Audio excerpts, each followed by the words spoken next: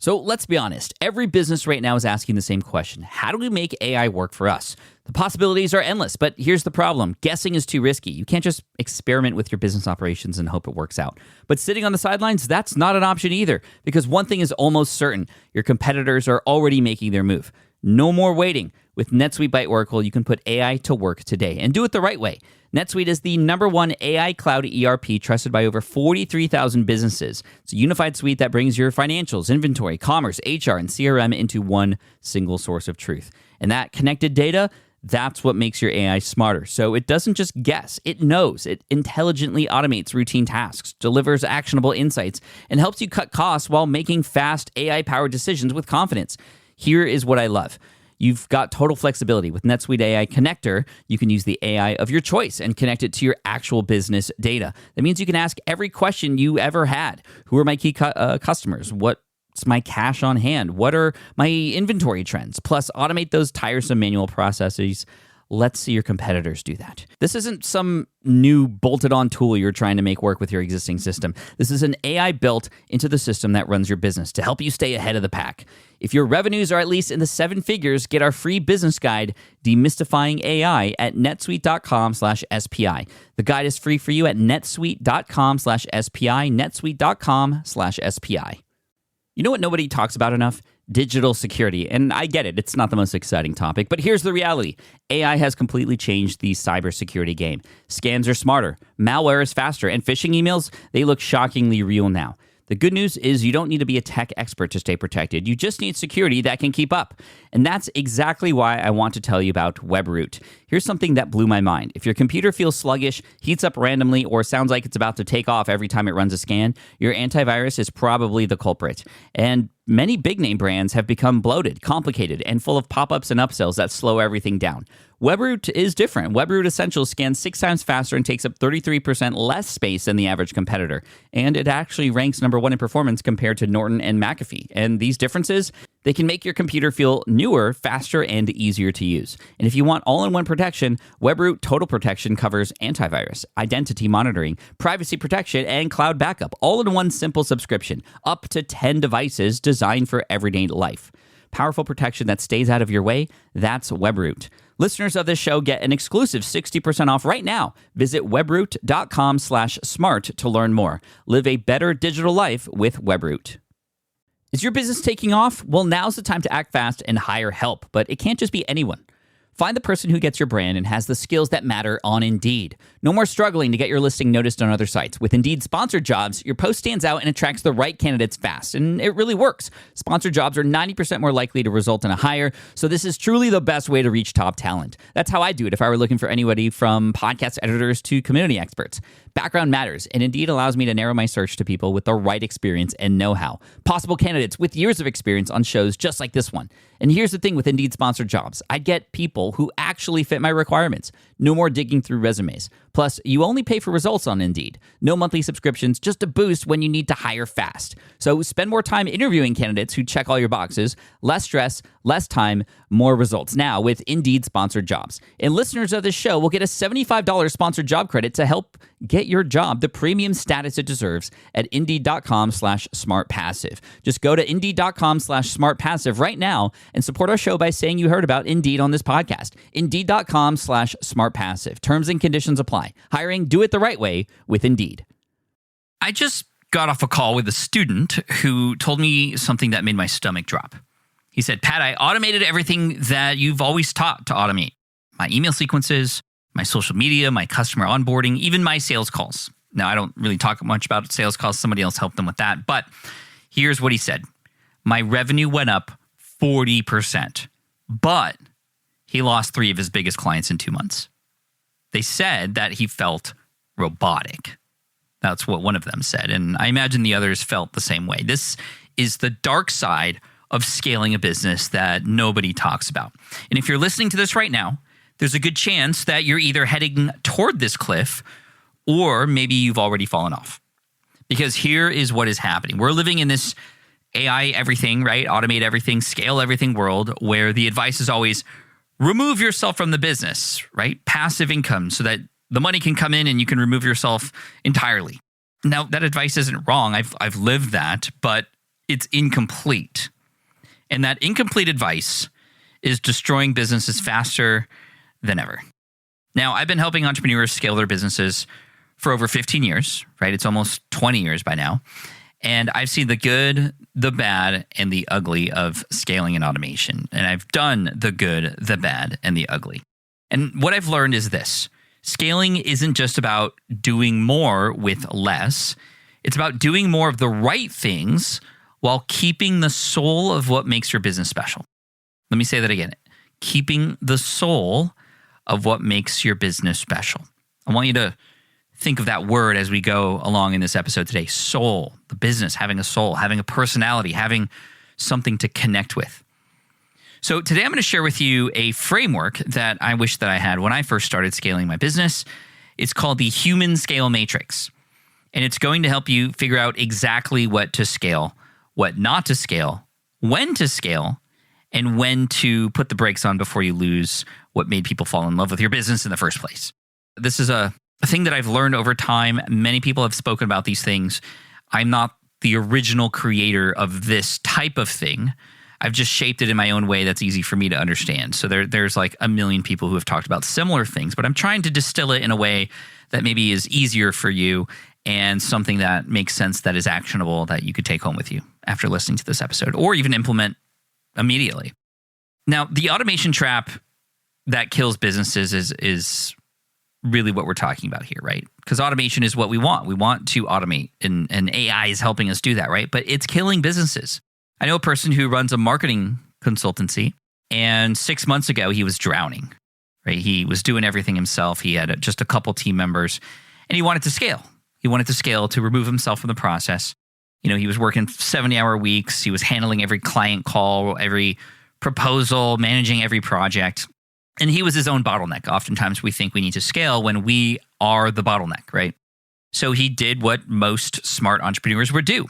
He started automating everything. He built email sequences for lead generation. He created automatic proposal generators with AI and built like an AI bot agent to do a lot of that stuff, right? He even hired 2 virtual assistants to handle all the client communication.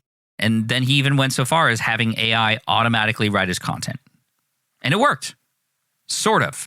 Similar to the story of the student that I mentioned earlier, this person, his revenue doubled in 4 months. Doubled his revenue. And he went from working 70 hours to 30 per week. And he was able to take his first vacation in a long time with his family. So all is good, right? But eventually the cracks started to show. His biggest client, it was a company that he had worked with for 3 years. They didn't renew their contract. And when he asked why, they said, well, it just doesn't feel like we're working with you anymore. They were always being handed off to somebody else or something that was kind of like this person, but not actually, right? Like they were working with just a machine. That's scary because that is the pathway many people are on. And a lot of clients might not be as open and honest. This person had a 3-year relationship with this client. So yeah, I didn't ask this person permission to tell this story, which is why I'm not sharing names, but I just wanted to share the story with you. And yeah, he was in the automation trap, scaled the wrong things, lost the human elements that made his business special. And this is why the Human Scale Matrix exists. It's a simple framework. It's going to help you decide what to scale and what to keep human. And it's based on 2 particular questions. Question number 1, does this task create or strengthen relationships? And 2, does this task showcase my unique expertise or personality? And when you plot these on a matrix, right, you get 4 quadrants. First quadrant, high relationship, high expertise, right? This means that it creates a lot of relationships and it really is about your unique experience or expertise or personality.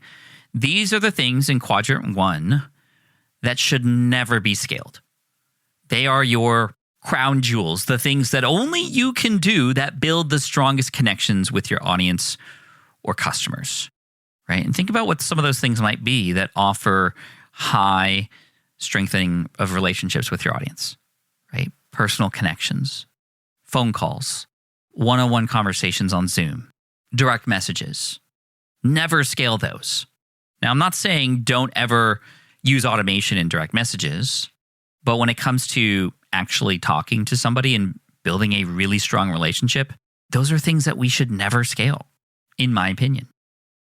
Quadrant 2, which is high relationship, low expertise.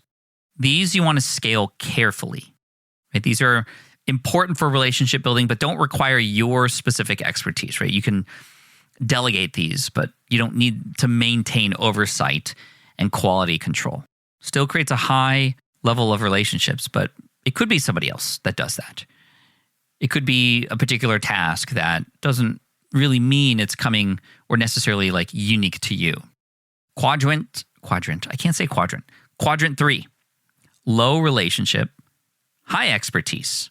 These are the things that you want to scale strategically, right? They showcase your expertise, but they don't directly build relationships, right? You can systematize some of this. These are the automated sort of webinars, right?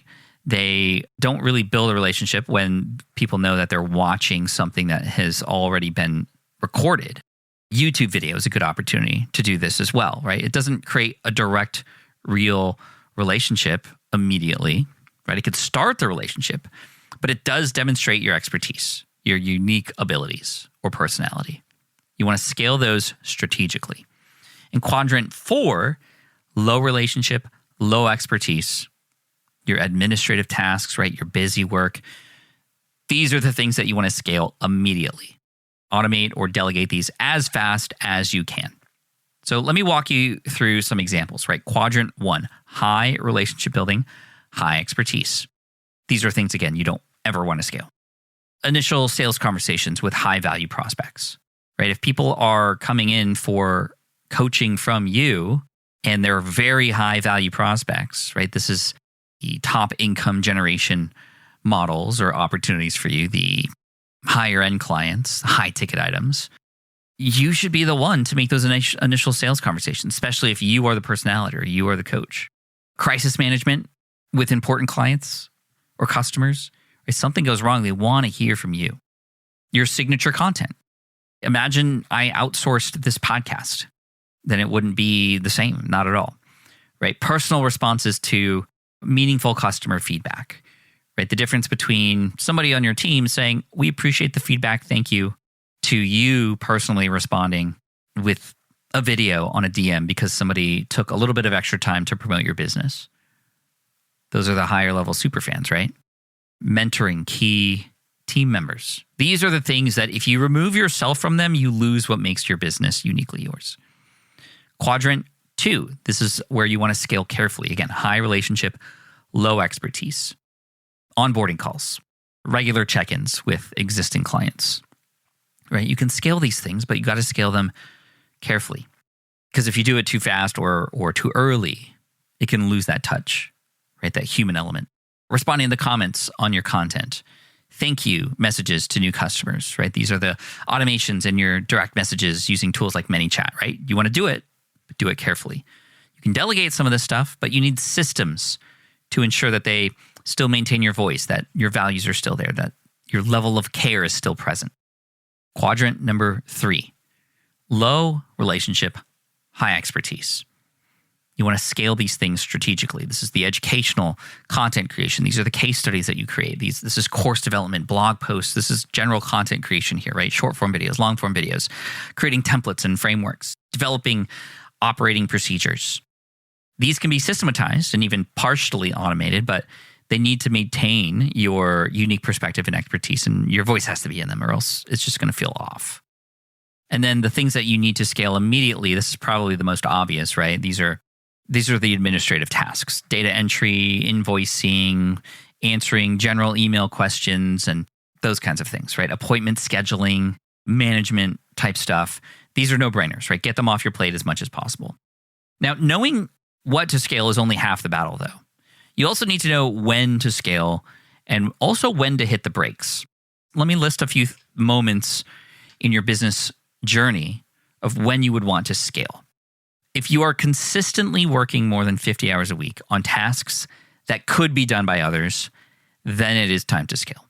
If you're turning down opportunities because you don't have capacity and you do need to say yes to some of these opportunities, well, then it might be time to scale. If you continue to make the same decisions over and over and over again, then it might be time to scale. If your stress levels are affecting your health and or your relationships, I've talked about that quite a bit here on the SPI podcast. I've had guests come on the show to talk about how they've been hospitalized because of their stress levels. It might be time to scale and automate. If you have proven systems that work consistently, but you're still in them, well, this is where you can begin to hand those things off to team or tools. Here's when you don't want to scale. When you haven't figured out what makes your business special yet. You're still going to need to be in the trenches. Your core processes aren't documented. You haven't created standard operating procedures. The SOP, the standard operating procedure, is sort of the key to unlock automation and scale. You're still kind of experimenting with your business model. It's always important to always experiment, but as far as your business model is concerned, if you are still trying to figure out even what your business model is, then it's not time to scale yet. You want to scale when that is discovered so that you can get time back and try experimenting elsewhere. If you don't have the cash flow to invest in team, then it might not be right, at least right now, to invest in team. There might be time to invest in creating systems or doing more research to understand what your target audience wants or tools. And then finally, if your customers are complaining about losing the personal touch, you don't want to remove yourself from that. That's the worst time. Now, here's what the person that I mentioned earlier should have done. The person who has scaled his business, he went from 80 hours to 30. He doubled his revenue, but he lost touch with his customers and clients. Here's what that person could have done. This is what we call the soul preservation strategy. So before you scale anything, you want to ask yourself, what are the 3 things that, if I remove myself from them, would make my business feel like every other business in my industry? Right? Let me say that again. What are 3 things that if you were to remove from your plate, they would just essentially make the business the same as everybody else serving the same kind of people? So for this person that I was talking about earlier, those 3 things were the initial strategy sessions with new clients, because he was involved in them and he connected and built a relationship right from the get-go. As soon as he handed off those onboarding calls and the sort of discovery calls to his team that he hired, then sure, they had a lot more customers come in, but he lost his bigger clients because they lost, he scaled everything. So these people didn't even have him to begin with, even though they found his content and came for him. Creative brainstorming for campaigns, he was no longer involved. That was a big superpower of his, is the sort of creativeness of the campaigns he was running, and that was gone. And especially, and this was the big one for a lot of those longer term clients, he stopped checking in with them. He had somebody else check in. And so months went by without anybody hearing from this person.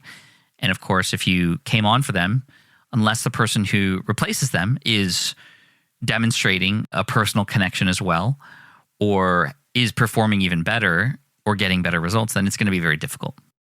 So he scaled quite a few things, but maybe a little too much. So if you've been following me for a while, you know that I built a lot of websites over the years, from my very first site back in 2008 to Smart Passive Income, Deep Pocket Monster, and everything in between. And one thing that's always been a headache, making updates. And you know how it goes. You have a great idea for a new landing page, or you want to test a different headline, and suddenly you're either wrestling with some complicated platform or waiting days for someone else to make it happen. And it kills your momentum, and honestly, it kills opportunities too. Because here's the thing. Your website is the one touch point every single customer has with your brand. It should be working for you, not against you. And that's exactly the problem Framer solves. Framer is a no-code website builder that gives your team the power to design, publish, and manage your entire site without relying on engineers.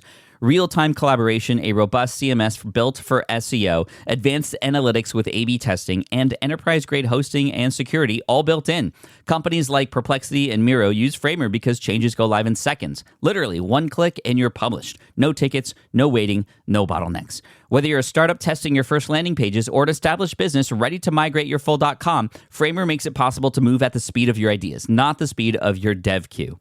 If simple updates to your website feel harder than they should, you're leaving opportunities opportunity on the table. Learn how you can get more out of your .com from a Framer specialist or get started building for free today at framer.com/SPI for 30% off a Framer Pro annual plan. That's framer.com/SPI for 30% off. Framer.com/SPI. Rules and restrictions may apply. Here's one of the biggest lessons I've learned building multiple businesses. The fastest growing businesses aren't doing more, they're delegating smarter. And I know that's easier said than done because finding the right person at the right time with the right skills, that's where most business owners get stuck. That's exactly why I love Upwork. Upwork is a one-stop platform to find, hire, and pay expert freelancers across web and software development, data and analytics, marketing, business operations, and more. We're talking fast access to specialized talent across 125 plus categories so you can fill skill gaps, launch projects faster, and scale support up or down without committing to full-time headcount. You can browse profiles, review past work, and even get help scoping the role so you hire with confidence and get started quickly. And with Upwork Business Plus, you get access to the top 1% of talent on Upwork with AI-powered shortlisting that matches you to the right freelancer in under 6 hours. No endless searching required. Upwork also handles contracts and payments in one place, cutting down all of that operational hassle so you can spend more time actually running your business. Thousands of businesses already trust Upwork for everything from one-off projects to ongoing support, and it's completely free to sign up. Posting a job is easy. Stop doing it all yourself. Delegate smarter with Upwork. Visit Upwork.com right now and post your job for free. That is Upwork.com to connect with top talent ready to help your business grow. That's UPWORK.com, Upwork.com.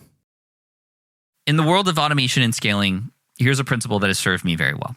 It's essentially the Pareto rule, right? The 80-20 rule. You want to maintain at least 20% human touch in areas that matter most to your customers. For example, if you automate your email marketing, make sure 20% of your emails are personal, have personal stories, are continually being relatable, timely, and written by you, like literally in the moment, right? Not all emails have to be written by you from scratch. I would advise using AI for the purpose of brainstorming, being a creative partner, for proofreading, and even taking what you've written or dictated and transcribed and paring it down to be something that's a lot more digestible. That's where AI can come into really, really good use for things like email marketing. But it's still important to come from you. And if you hire someone to manage your social media, for example, make sure you personally respond to, as much as you can, but you want to limit that because you are trying to hand some of that off, right? But to 20% of the comments like that are meaningful, that are personal questions. If you train somebody, train them to understand when you should still answer a question. This is something that Jess on my team, my business manager, former executive assistant, understood really well because she was able to answer on my behalf a lot of questions, point people to the right direction. But there were certain moments, certain emails that came through that she was like, Pat, these 10 emails this week, you have to, only you can reply to these or deserve your attention. And that was really, really key. And it keeps the soul alive in the business while still giving you the efficiency of scaling. So if you are starting from scratch and you're thinking of scaling up in some way, shape, or form, you want to do it in a systematized kind of way. First, you want to make sure you document and systematize the things that you are doing. Treat it as an audit. Understand what is actually stuff that's on the plate that shouldn't even be on the plate to begin with, right? This is like the extra stuff that just is there because it's legacy in the way that you started. It's sort of what's Frankenstein placed together. Use this opportunity in this audit to take away things that aren't required anymore. But then document and systematize what is such that you can actually have some sort of standard operating procedure, right? That way, before you hand anything off, whoever you hand it off to will know exactly what your process is. Not necessarily the end goal of it. The end goal is important, obviously. But the way that you and your values and your style do it, I think that's important for whoever ends up taking on that task. Thinking about what makes your approach different. And it kind of creates like a thumbprint that even somebody else could place on it if that is understood. So really determining what is unique about the way you do things. Systematize that if you can. The next phase is to scale, but with oversight, right? You don't want to just once you have these things documented and systematized, you don't just hand it off to somebody or put it in a tool and then walk away, right? You want to stay involved at least for the first few weeks. Whenever I've hired somebody, even my first hires back in 2014, I quickly understood that you couldn't just like hand over something and sit back and then all is well. There was some training involved. There was some proofing. There was a little bit of micromanagement required up front so that I would then never have to touch that thing again. Or there was a system in place so that, I knew when I was needed for something, but the other times I wasn't. And it was still done in the quality and to my standard that I wanted. Right? Gather feedback and then adjust the system. Those first couple of weeks are critical after you hand something off. And then finally, you want to optimize it and refine it. The more and more that you and whoever you hand this off to, or the tools that you hand this thing off to, whatever the task may be, you want to see what the results are and see if there are ways to continually improve and refine them, right? Once the system is smoothly running, look for ways to make it run even smoother, to remove even more friction. All the while, of course, like I said, maintaining that human element, at least the ones that matter for the way that you want to do what you want to do. So let me give you a real life example from my own story with my podcast, this podcast that you're listening to right now. When I started in 2008, it was all me, every bit of it, right? I planned the episodes, I recorded them, I edited them, I wrote the show notes, I uploaded them, I did my own graphics to promote them on social media, and I responded to every single comment and every single email about them. And as the show grew, I was spending 15, 20 hours a week on just podcast production. All the while I was blogging and email marketing, and I was starting to speak. I was wanting to write books, and there was no way I was going to be able to keep this up unless I pretty much killed everything off and just did the podcast almost kind of full time. And again, the whole goal was for me to automate this as much as possible. But did I ever fully automate it? No. I mean, part of it I couldn't, and I knew, because it was my voice, it was me. And I never would want to fully automate it. But there were parts that I did, right? I applied the human scale matrix. So let's talk about it. The 4 quadrants, like earlier, right? The never scale quadrant, planning the episode topics. I still continue to do that. It's one of my favorite things. And it allows me to make sure that I create episodes that are still in touch with the audience that I'm connected with. Recording the actual content. I am still here recording it. I'm not using AI voice tools, which I actually know a few podcasters, some of you might know them, that use an AI voice now and just simply type in something, a prompt into AI to write a script, to then have a voice read it. And in many cases, people don't even know. But a lot of times those podcasts do fade because where's the soul? Responding to meaningful listener emails. I get a handful of emails from Jess every week that I know I need to reply to. And a lot of those are people who listen to the podcast or watch the videos on YouTube and are either in a tough situation or are very heartfelt emails about how I've helped them. I owe it to them to reply. It's something I never want to scale. And then making strategic decisions about the show's direction, right? Now, there are other players involved now with that, like the team and Liz, now a community director with our focus on superfans and the superfan system, but I'm still involved in those. Next, scale carefully, right? Responding to comments on social media. Some of that is automated now through ManyChat. And ManyChat's been fantastic at helping people get what they want or where they need to go without me necessarily having to personally reply to each of them, because they don't necessarily need a personal reply to get the value from whatever their question might be or whatever the lead magnet might be that I'm promoting on a short form video. Creating clips from the podcast episodes and videos and publishing them.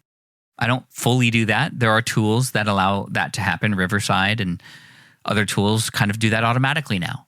But I still am involved because I want to scale carefully. I don't just take whatever the output is and put it on social media.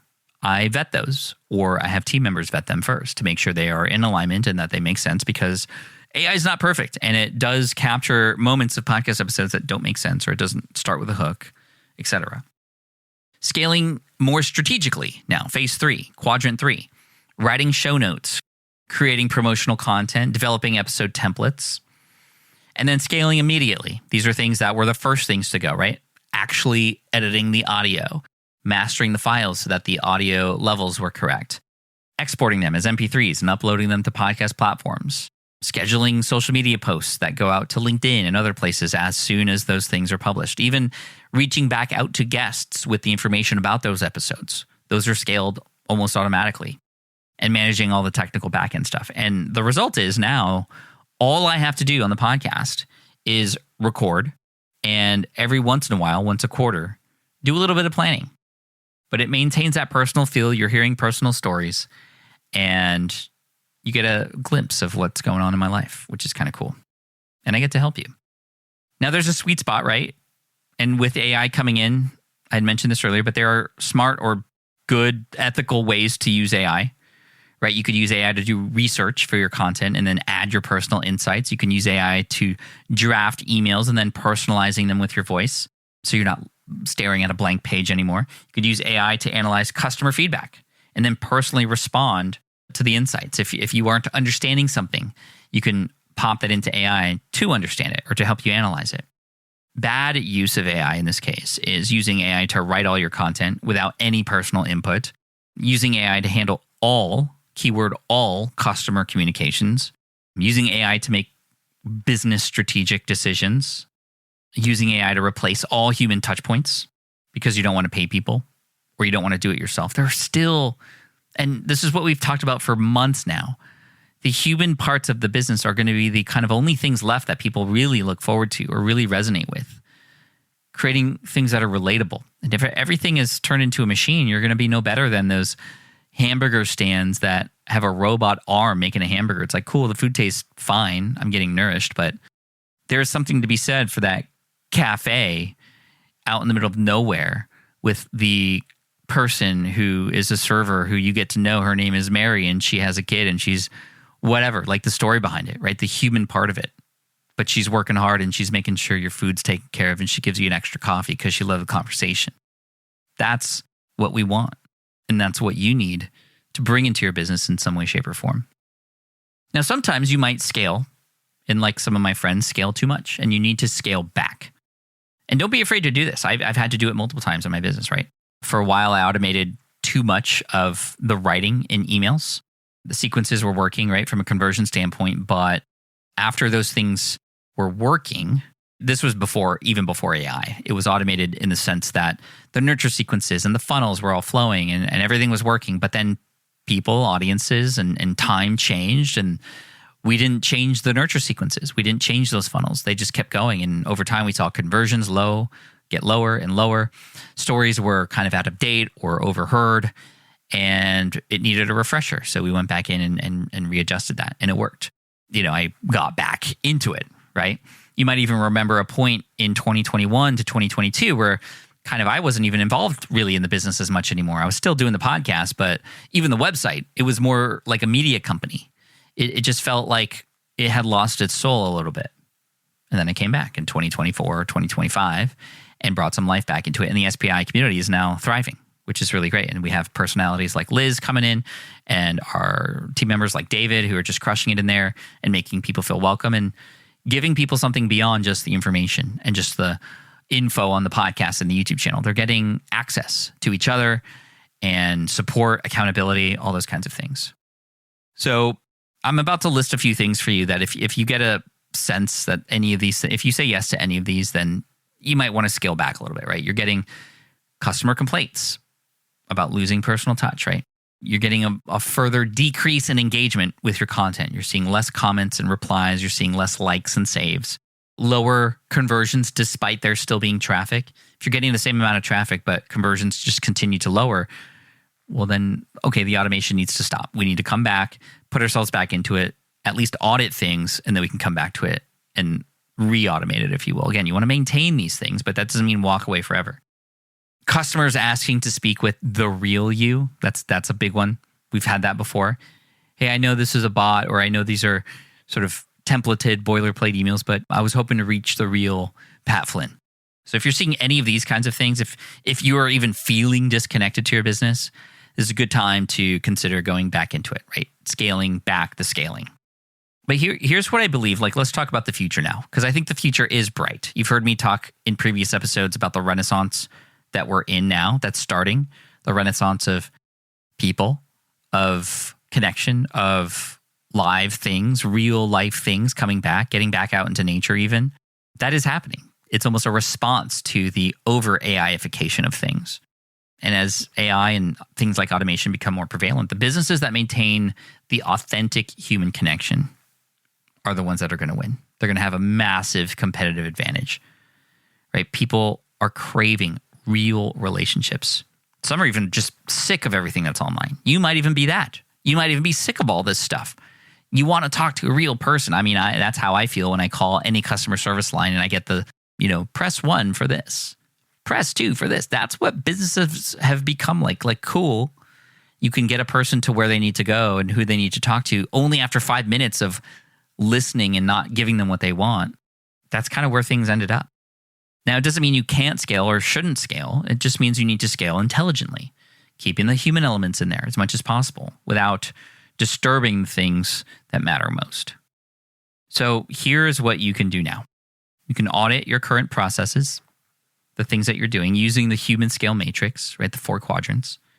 What are the things that can never be scaled all the way through to the things that you should scale immediately? Identifying your soul elements. What are the soul parts of your brand? How would you define that? What are 3 things that make your business uniquely yours, right? Remember that question from earlier? If you were to take away 3 things and then your business just became like everybody else's, what would those things be? Yeah. What are those? Start small. You just pick one thing that you absolutely hate doing or shouldn't be on your plate. Pick that and start to let it go. And you will need to let go to grow. I will say, if you take on everything, you're going to get overwhelmed and you might even become unhealthy. It's happened. And then you want to set up feedback loops. Create systems to continually check in with the systems that you've built and ways to connect with your customers in a way that allows them to tell you how things are going. Right? Are they feeling the human connection that they need? Scaling isn't about removing yourself from your business. It's about removing yourself from the right parts of your business while doubling down on the parts that only you can do. Chris Ducker is somebody who comes to mind because he said this: do what you do best, scale the rest, or delegate the rest, or automate the rest, however you want to finish that. I absolutely love that. Do what you do best, delegate the rest. Right? In a world that's becoming way, way too automated, your humanity is your competitive advantage. So don't scale it away. Remember, people don't buy products or services. They buy relationships. They buy experiences and feelings. Make sure your scaling strategy preserves these elements rather than destroy them. And the goal isn't to build a business that runs you, right? The goal is to build a business that amplifies the best of what you bring to the world. How might you serve this community? Use scaling to make that even more apparent, to amplify that. Scale smart, stay human, and watch your business grow in ways that feel sustainable and fulfilling. Because that's the best part about this, is when you do it in a way that's genuine, when you scale the human parts and the parts that you love that only you uniquely can do, I mean, it never feels like a chore anymore after that. It's sustainable. It's fulfilling. Even though it's work, let's stop worrying about doing zero work. We have to do work, but we might as well make it fun and enjoyable and something that shows the best of us. So if this episode helped you think differently about scaling, I'd love to hear what you think about it. Let's talk about it in the SPI community. Let's talk about it on social at Pat Flynn. Love to hear what you think. And until next time, keep serving your audience. And remember, your humanity is your superpower. Thank you. Hey, real quick, I want to tell you about something I put together that I think you are going to love. If you've ever thought about starting an online store, but you keep putting it off because it feels overwhelming or you just don't know where to start, I built this for you. It's called the 5-Day Shopify Challenge, and it's completely free. In just 5 days, I'm going to walk you through everything you need to go from zero to a live functioning online store. We're talking building your storefront, adding your products, setting up payments, creating your marketing plan, and actually launching all in 1 week. No experience required, no big budget needed, just you, your idea, and 5 days of showing up. Here's what I love about this challenge. At the end of it, you won't just have a plan, you'll have an actual store, live, real, ready to sell. And look, your store doesn't need to be perfect. It just needs to exist because you can't improve something that was never built, right? So if you're ready to stop thinking about it and actually do it, join me. Go to smartpassiveincome.com/launchyourstore to sign up. That's smartpassiveincome.com/launchyourstore. Let's build something together. I'll see you on day one. Hey, before you go, I'm going to tell you about something that I've been building for a long time. You know, I talk a lot about super fans, right? The idea that you don't need millions of followers to build a thriving business. You just need the right people who show up, people who will buy and be customers, who will tell their friends, and who stick with you through everything. But knowing the concept and actually building it, well, those are two very different things. And this is exactly why I created the Superfan system. It is a complete step-by-step framework built right into the SPI community that meets you exactly where you are and gives you a clear path forward. No more guessing on what you need to do next, no more building in isolation, just a proven system with the courses, the community, and the support to back you up at every single level. And if you're ready to stop chasing followers and start building real fans, people who actually care about what you create, come check it out. Go to superfans.smartpassiveincome.com and let's start building your superfans today.